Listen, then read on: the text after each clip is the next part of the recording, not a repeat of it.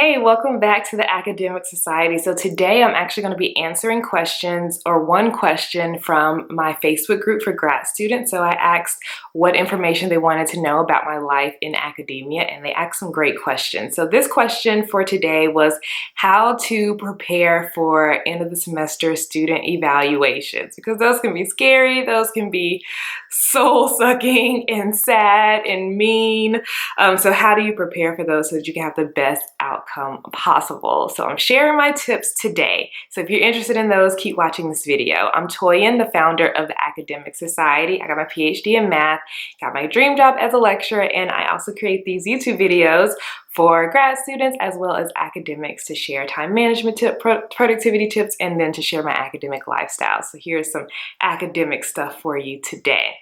Okay, so I have 3 points that I want to mention about teaching evaluations or student evaluations of your teaching. So at the end of the semester, your students, they often don't do these, but when they do, they're either glowing raves about you, or they're like, they hate you. So the most passionate people tend to do the student evaluation. So I think it's really nice to remind your students about what they are for, and so that they'll be more interested in doing the evaluations for you. You're not supposed to bribe them.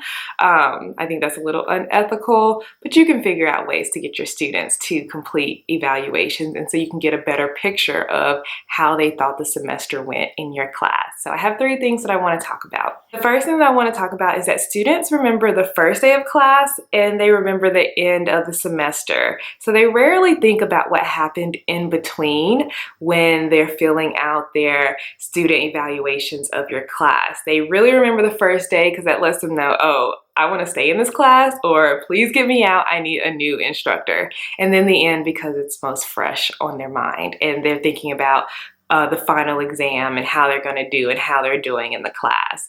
All right, so with those pieces of information, first day and then the end of the semester, let's talk about the first day. I think it's really important to create some type of first day activity to get your students engaged, to get your students used to what you're going to be doing in your class. So for me, I do a lot of group work literally every day in my class. So on the first day of class, I make sure that we do some group activity so that the students get used to working with each other, get used to asking me questions, and let them know this is not going to be a math class where they just sit here and write notes the whole time.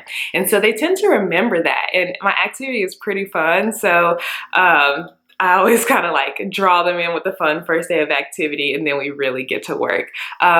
Erica, who is part of the Academic Society, has created a video and I think a blog post as well about first day activities that you can do in your class. So I'll link them in the description of this video if you want to check those out. All right, so definitely make your first day great and also make the end of the semester great. So how can you do that?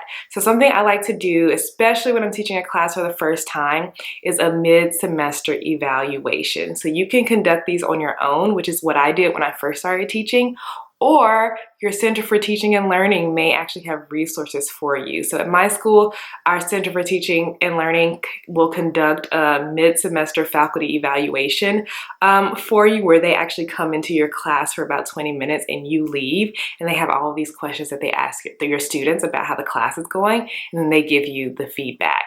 And you can also create one on your own. So I've created mid-semester evaluations with SurveyMonkey, and to get the students' feedback about how the class is going, what things they're enjoying about the class, what things they wish were different about the class, what changes they would make to the class.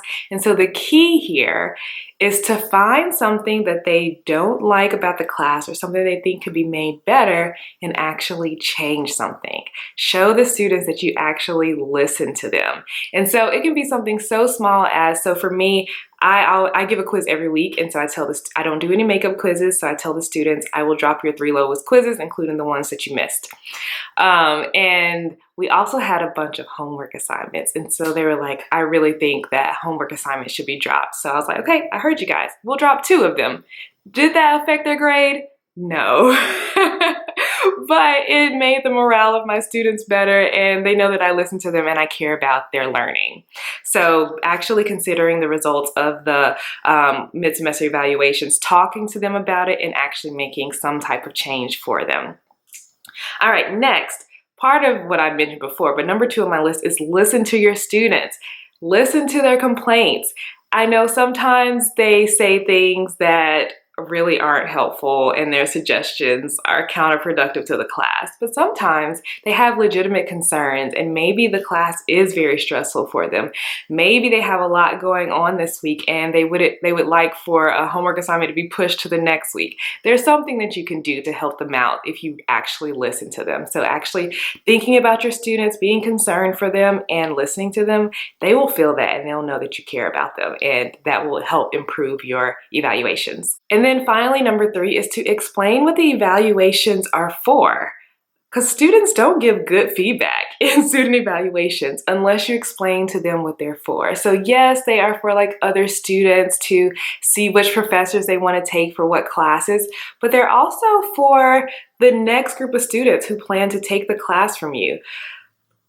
Your students' feedback this semester can help you shape how you structure the class for the next semester. And so you can let your students know that they have a responsibility to their fellow classmates, their fellow students in the school, to help fix the class and help make it better, and provide constructive criticism and feedback if they have bad things to say.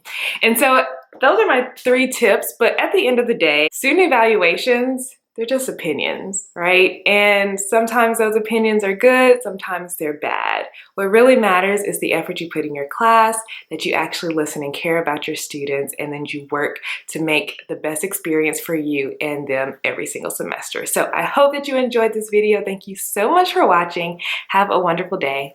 Bye.